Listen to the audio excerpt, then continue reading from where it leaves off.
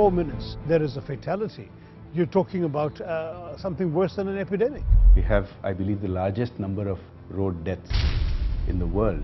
Every day, over 20 children die in road accidents in India. So we are looking at sheer numbers which are growing even as we speak. Tens of thousands of Indians are killed in road accidents in the country every year. At least 500,000 more are maimed or injured in the same period. Why have road fatalities reached alarmingly high levels in India? Will the massive investments in roads and infrastructure development by the Modi government provide a way out of the crisis? Or will the new roads only add to the number of deaths on India's highways?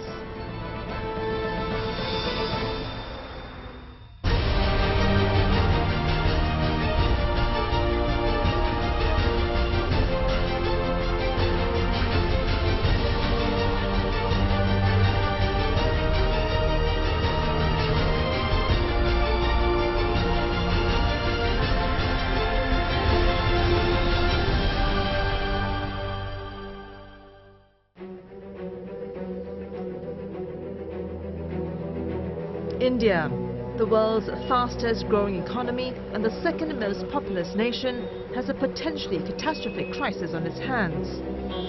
400 people are killed in road accidents in the country every day, and one dies every few minutes.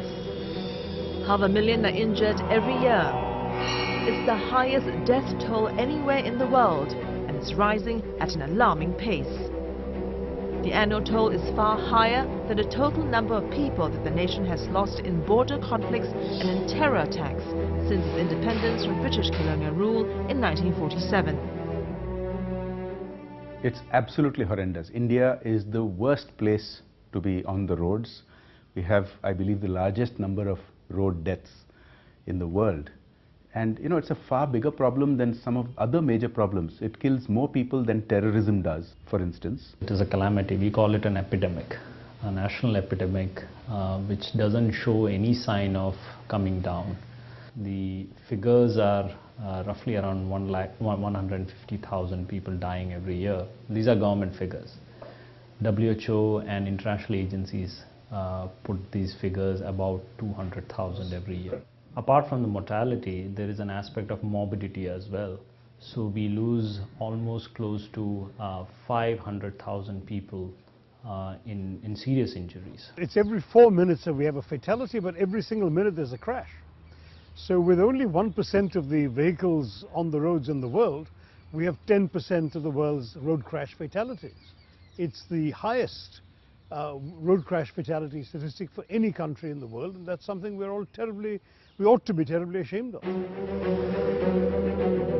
Ironically, the death toll keeps mounting even as the Modi government is speeding up its investments in roads, highways and infrastructure as part of the economic vision to lift the people out of poverty and steer the country out of the low growth trap.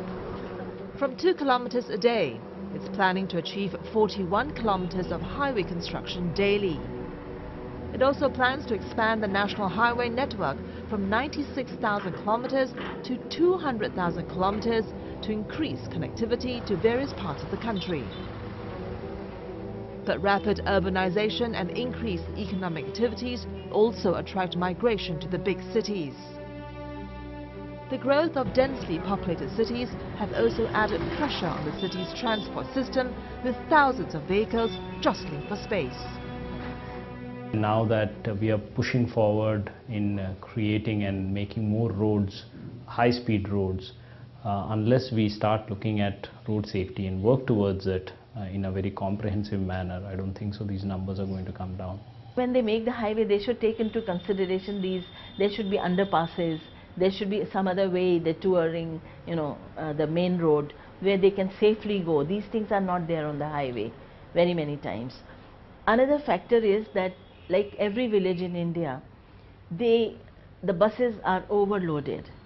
The jeeps which run unauthorized on the rural roads are packed beyond their capacity. Like they should be accommodating something like 15 people.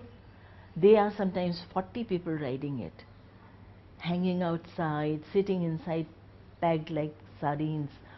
So they topple. If they take a sudden turn or a break, they topple down. But others believe that the reasons behind the high levels of road fatalities also have a lot to do with the failure or the inability of the people to adapt to their new surroundings. And this entrenched habit has been a major hindrance for people from the countryside to embrace the new, modern culture. If you look at some of our architecture from colonial times, in Lutyens, Delhi, for instance, you have footpaths, you have pedestrian facilities, but people are not accustomed to using them. Outside my house, I see people walking on the road where there's a perfectly fine footpath next to it.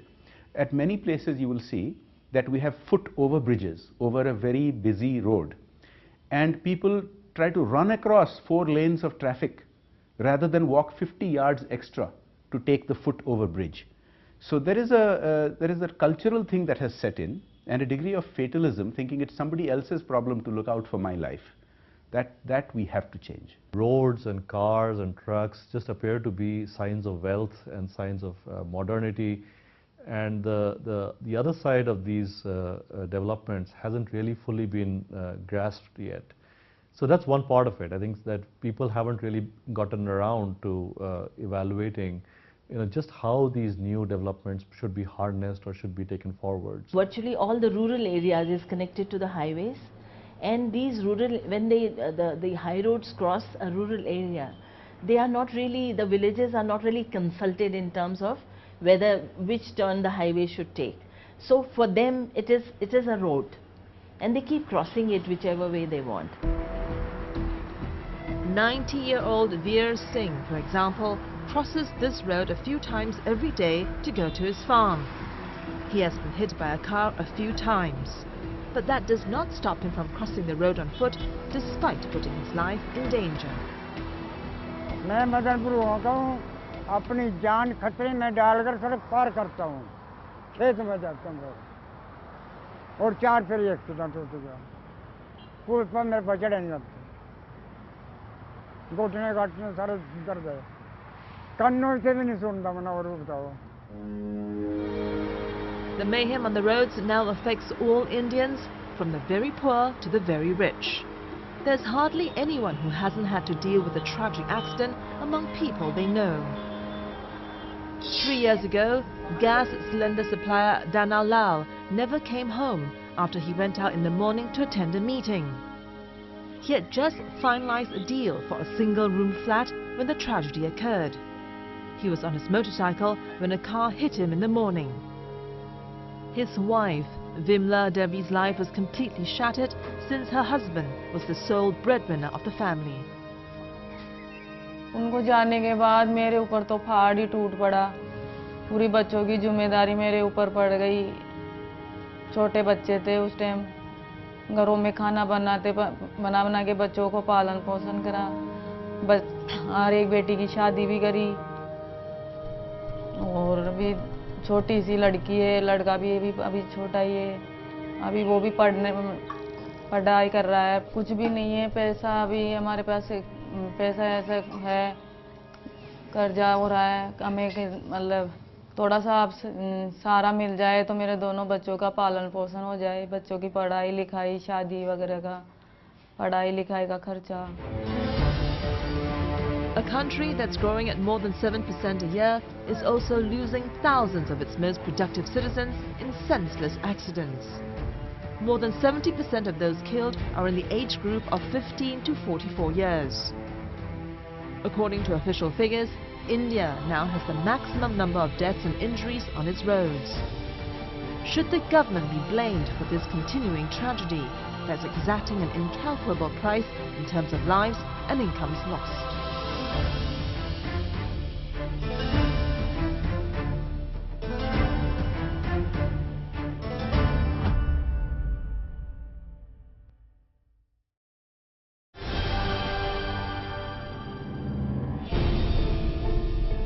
India has a road network of 4.7 million kilometers that's used by only 2% of motorized vehicles around the world. But its share of traffic fatalities is 10%, making Indian roads the most dangerous in the world. And the death toll is rising, increasing by 54% over the last decade. The question in everyone's mind is, why does this have to happen?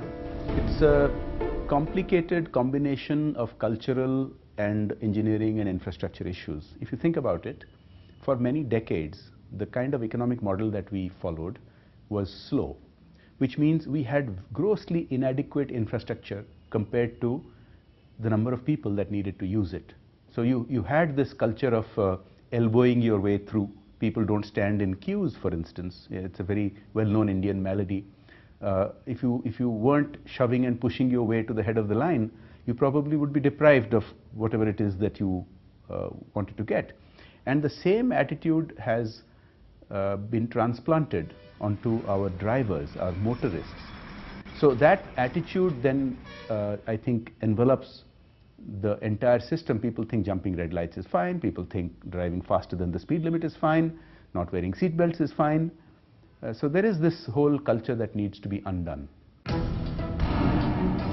Experts have also attributed the problem to a glaring flaw in the system of road management and administration. The system of issuing driving licenses is in shambles, and experts believe a majority of drivers do not even have the basic knowledge about road use and safety. If you look at the way licenses are given, we know, there are numerous studies which have said that only 25% Indians, 30% Indians follow the actual practice of getting license. So one is that we need to look at the way we create drivers in India. We also need to look at a systemic change in terms of the way we are giving licenses to our drivers, and also to at what age. Our driver training and licensing regime had been so poor for such a long time. We know of lots of cases where people are able to buy a driver's license without having proper training. Dr. Basin herself lost her own daughter in an accident, and she blames the lax driving habits and poor enforcement measures for her daughter's death, as well as the alarming spikes in the number of fatalities on Indian roads. We lost our daughter in a road accident. So for about 2 years, we couldn't decide really, what the meaning of life, and my husband couldn't function as a business person, my son also, and so the whole family was shattered, as you can understand. There is no mandatory driver training in India. So there is no process through which I, as a driver or would-be driver, is actually taught to drive safely in India. What we are taught in the mom and pop driving schools is how to operate a vehicle. So I know how to change gears, but I'm not taught about stopping distances, for example, or a blind spot, or how do I deal with a pedestrian who's going to cross the road. One such thoughtless act of parking a truck on the highway cut short the life of a talented young film producer, Vikram Russell, in Delhi. 29-year-old Vikram had called his mother Mavis a short while before leaving office at night. But he had not bargained for a truck parked illegally without its lights on the highway before the exit near his home. Vikram was gone because this trailer truck that he went into, he was in a Skoda, and that was a stationary truck. It was standing there without lights, without headlights, without indicators, nothing. And this weather was, this foggy sort of a weather. It was just standing there, he didn't see it. And he rammed into it. He just went into it. There's also the question of effective legislation and a lack of enforcement. Drink driving and riding without helmets is rampant, and experts say proper enforcement and widespread use of technology is needed to deal with the law breakers. In India, enforcement is still very human dependent. So if there is a police person standing at the red light, people typically will try to put the seat belt or the helmet. Now the problem with that kind of system is that you cannot place a human at every red light and at every curve. It's not just the incalculable loss in terms of human lives that India suffers every day. There are also huge economic costs that the country has to bear. What can India do to halt, if not reverse, the downward slide as the country grows at a hectic pace?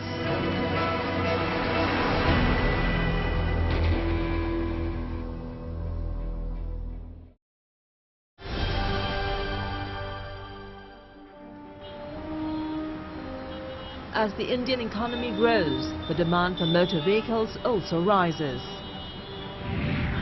And following the increase in car population, better roads are needed to meet the new demand. Many roads and highways have been built, and they often pass through densely populated towns and villages. And with the mixed flow of slow and fast-moving vehicles, along with pedestrians and animals which are sharing the same road space, the risks of accidents have also become much higher. As the accident toll mounts, so do the horrendous economic costs. Something like 12,500 children were killed last year. Actual costs, that is costs of accidents, of care, of hospitalization, of all of the consequences that follow from road crash fatalities, loss of income, all of that. We're not even calculating the potential of what might have been contributed to the country by the children who die, who would have grown up to contribute. That's not even included in the figure. So it really is just a horrendous direct loss the country is suffering. Even in our own company, we have actually lost 3 people to road accidents in the last 5 years, and all 3 very tragic cases. A young girl who was going to get married, and her entire family, almost her entire family, was wiped out when her car was crushed on the road. A young engineer who fell out of an auto rickshaw and was run over, another very dreadful accident. And one which was very close to me personally, our chief accountant, who had worked with us for nearly 2 decades, was killed when right after closing the books for a year, he'd gone to attend a wedding function and was run over when he tried to cross the road to get back to his car, run over by a truck. So the impact of these accidents on those on the families, on the company, on the colleagues has been tremendous. India has made a commitment to bring down road traffic deaths by 50% by 2020 as part of the UN Decade of Action for Road Safety. The question is, will it be achievable? Dr. Maya Tandon, who has treated accident and trauma patients for several decades, is hopeful that she and her group, Sahathya, can help achieve the national goal set by the government. But she admits that the challenges ahead are equally monumental. The awareness has still not gone in. It is not gone in. So it's going to take a while before we can, go deep into it. But yes, superficially if you say, there are places who are really responding well. People are more bothered about reaching their destination rather than saving their lives. Apart from harsher penalties for unsafe driving practices like drink driving and speeding, one of the key measures to reduce the number of deaths on the road is through what is known as a Good Samaritan law. The law is now already in place. It protects anyone who reports an accident or takes the victim to hospital. What happens all too often is that people do not like to stop their vehicle when they see an accident for fear of getting involved, quote unquote, worse, for being blamed, for losing a large amount of time, for having to spend time in police stations, in courts testifying and so on. So the tendency of many people when they witness an accident is frankly to just ignore it and move on, which as a result is also causing fatalities. So the Good Samaritan law says that a person doing a good deed will not be punished. But many, like Deepika Jain, will continue to agonize over the fact that her son could have been saved if he had received timely medical attention. कारण है जिस वजह से आज बच्चा हमारे बीच में नहीं है, समय पे उस एम्बुलेंस आ जाती या उसको समय पे कोई भी राह चलता उसको फर्स्ट एड ट्रीटमेंट कुछ दे देता, हॉस्पिटल तक पहुंचा देता बच्चे को, या दुर्लभ जी वाले देख लेते उसको, तो आज होता वो बच्चा हमारे बीच में आज होता. So the ambulances which exist in India as of now, they are not manned by trained paramedics. So there is no law which actually puts in place the accountability of the ambulance provider to place trained paramedics in the ambulances. So the interventions do not happen. So the victim who is being transported to the nearest hospital does not receive the kind of care that he is supposed to receive. Like Deepika, Mavis Russell can't get over the fact that an illegally parked truck on the highway snuffed out the life of her son in the prime of his life. Since the tragedy, Mavis has become an activist fighting for enforcement and implementation of laws. But the progress is slow. A little bit, very little, very little. Now you see truckers and these things with the indicator on, a square indicator on top and below. So if there is a truck, even with the light on and everything, at least you can spot a truck going or a truck standing or whatever. That's the only thing I've noticed. The rate in deaths have not gone down. Nothing has gone down. It's an uphill battle for India to halve or even reduce the carnage on its roads every day. A whole gamut of issues ranging from road design to human behavior to emergency medical treatment to legislation enforcement need to be sorted out before the country can get a grip on the ensuing tragedy. Still, experts believe change is happening, even if it's slow and may take many years. Yes, we definitely see change, and I think the change has to come from the top and then has to percolate down all the way to the ground, because we believe that this is a systemic problem. We're having this conversation because people are more conscious of the problem than ever before. But consciousness is not enough. We have to actually translate that into actual results, and that's still some distance away. I have seen change happening, but it's going to be a long haul. There's not going to be any switch we can flip which will overnight dramatically improve our casualties.